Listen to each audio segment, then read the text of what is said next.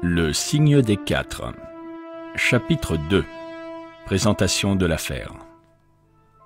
Mademoiselle Mordstan pénétra dans la pièce d'un pas décidé. C'était une jeune femme blonde, petite et délicate. Sa mise simple et modeste, bien que d'un goût parfait, suggérait des moyens limités. La robe, sans ornement ni bijoux, était d'un beige sombre tirant sur le gris. Elle était coiffée d'un petit turban, de la même couleur blanche sur le côté. Sa beauté ne consistait pas dans la régularité des traits, ni dans l'éclat du teint. Elle résidait plutôt dans une expression ouverte et douce, dans deux grands yeux bleus sensibles et profonds. Mon expérience des femmes, qui s'étend à plusieurs pays des 3 continents, ne m'avait jamais montré un visage exprimant mieux le raffinement du cœur. Elle prit place sur le siège que Sherlock Holmes lui avança. Je remarquai aussitôt le tremblement de sa bouche et la crispation de ses mains. Tous les signes d'une agitation intérieure intense étaient réunis. « Je viens à vous, monsieur Holmes, dit-elle, parce que vous avez aidé Madame Cécile Forrester, pour qui je travaille, à démêler une petite complication domestique. Elle a été très impressionnée par votre talent et votre obligeance. » « Madame Cécile Forrester, » répéta-t-il pensivement. « Oui, je crois lui avoir rendu un petit service. C'était pourtant, si je m'en souviens bien, une affaire très simple. » « Ce n'est pas son avis, mais en tout cas, vous n'en direz pas autant de mon histoire. Je puis difficilement en imaginer une plus étrange, plus complètement inexplicable. » Holmes se frotta les mains. Ses yeux brillèrent. Il pencha en avant dans son fauteuil son profil d'oiseau de proie, et ses traits fortement dessinés exprimèrent soudain une extraordinaire concentration. « Exposez votre cas, dit-il. » Il avait pris le ton d'un homme d'affaires. Ma position était embarrassante et je me levai.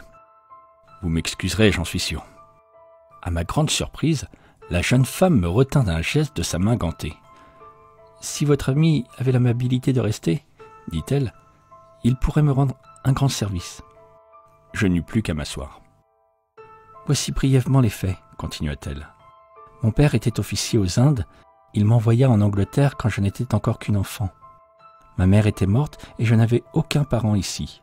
Je fus donc placé dans une pension, d'ailleurs excellente, à Édimbourg, et j'y demeurai jusqu'à 17 ans.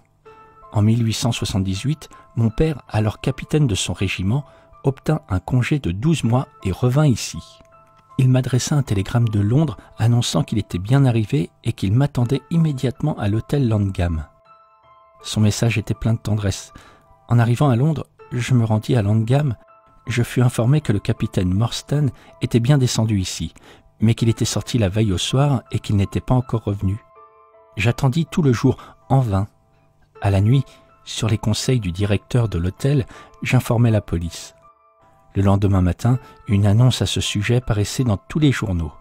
Nos recherches furent sans résultat, et depuis ce jour, je n'eus plus aucune nouvelle de mon malheureux père. Il revenait en Angleterre, le cœur riche d'espoir pour trouver un peu de paix et de réconfort. Et au lieu de cela... Elle porta la main à la gorge, et un sanglot étrangla sa phrase. « La date ?» demanda Holmes en ouvrant son carnet. Il disparut le 3 décembre 1878, voici presque 10 ans. Ses bagages étaient restés à l'hôtel, mais ils ne contenaient aucun indice, des vêtements, des livres et un grand nombre de curiosités des îles Andaman. Il avait été officier de la garnison en charge des criminels relégués là-bas.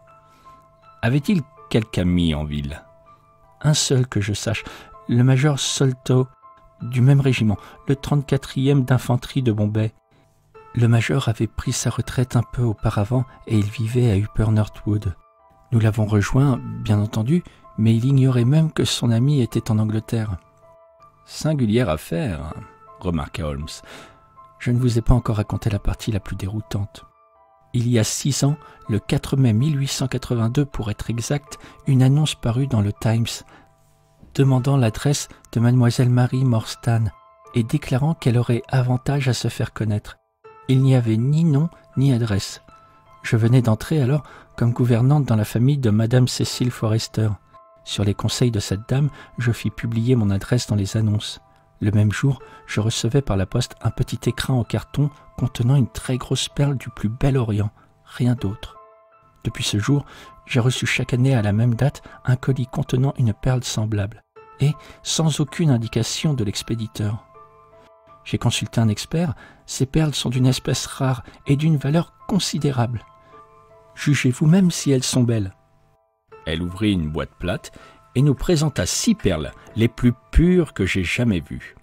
« Votre récit est très intéressant, » dit Sherlock Holmes. « Y a-t-il autre chose ?»« Oui, pas plus tard qu'aujourd'hui, c'est pourquoi je suis venu à vous. J'ai reçu une lettre ce matin, la voici. »« Merci, » dit Holmes. « L'enveloppe aussi, s'il vous plaît. » Estampille de la Poste, Londres, secteur sud-ouest. Date 7 juillet.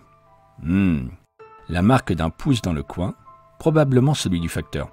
Enveloppe à 6 pence le paquet. Papier à lettres luxueux, pas d'adresse. Soyez ce soir à 7h au Lyceum Theatre, près du 3e pilier en sortant à partir de la gauche. Si vous n'avez pas confiance, convoquez 2 amis. Vous êtes victime d'une injustice qui sera réparée. N'amenez pas la police, si vous le faisiez, tout échouerait. Votre ami inconnu. Eh bien voilà un très joli petit mystère. Qu'avez-vous l'intention de faire, mademoiselle Morstan ? C'est exactement la question que je voulais vous poser.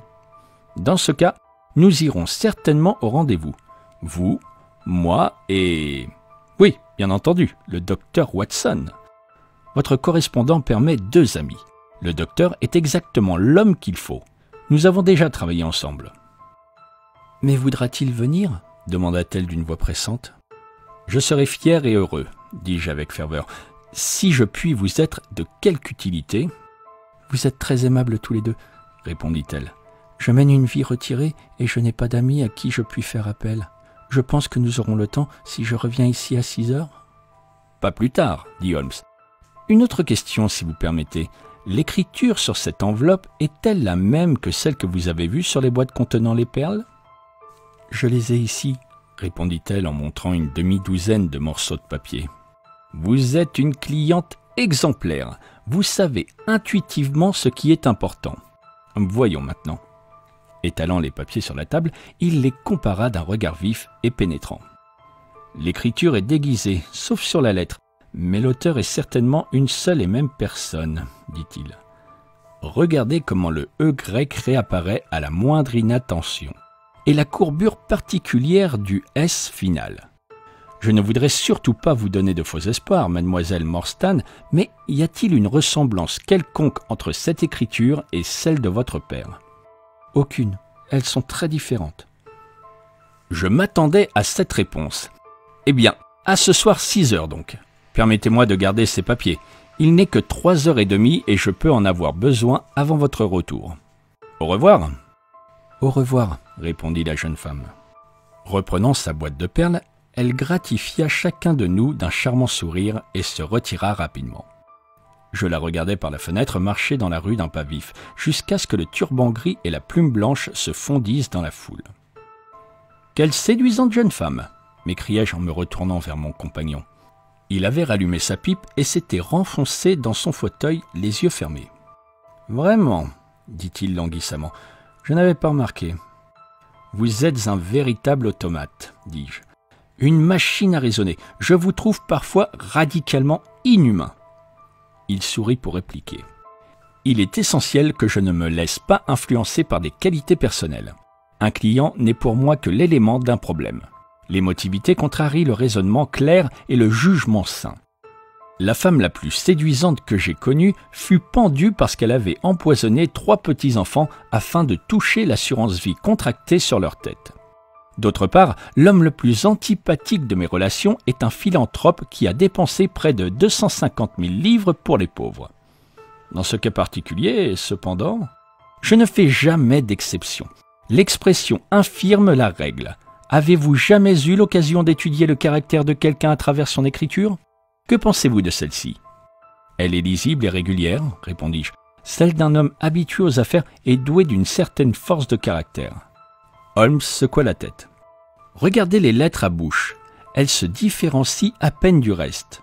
Ce D pourrait être un A et ce L un E. Les hommes de caractère différencient toujours les lettres à bouche, aussi mal qu'ils écrivent. Les K vacillent un peu, et les majuscules dénotent une certaine vanité. Bien, maintenant je vais sortir, j'ai besoin de quelques renseignements. Laissez-moi vous recommander ce livre Watson, il est remarquable. C'est Le martyre de l'homme, de Winwood Reade. Je serai de retour dans 1 heure. Je pris le volume et m'installai près de la fenêtre. Mais mes pensées s'éloignèrent bientôt des audacieuses spéculations de l'écrivain. Je revoyais la jeune femme, son sourire, j'entendais à nouveau sa voix flexible et mélodieuse racontant l'étrange mystère qui planait sur sa vie. Si elle avait 17 ans au moment de la disparition de son père, elle en avait 27 maintenant. Le bel âge, la jeunesse, encore éclatante et dépouillée de son égoïsme, tempéré par l'expérience. Ainsi rêvais-je, assis dans mon fauteuil, jusqu'à ce que des pensées dangereuses me vinrent à l'esprit.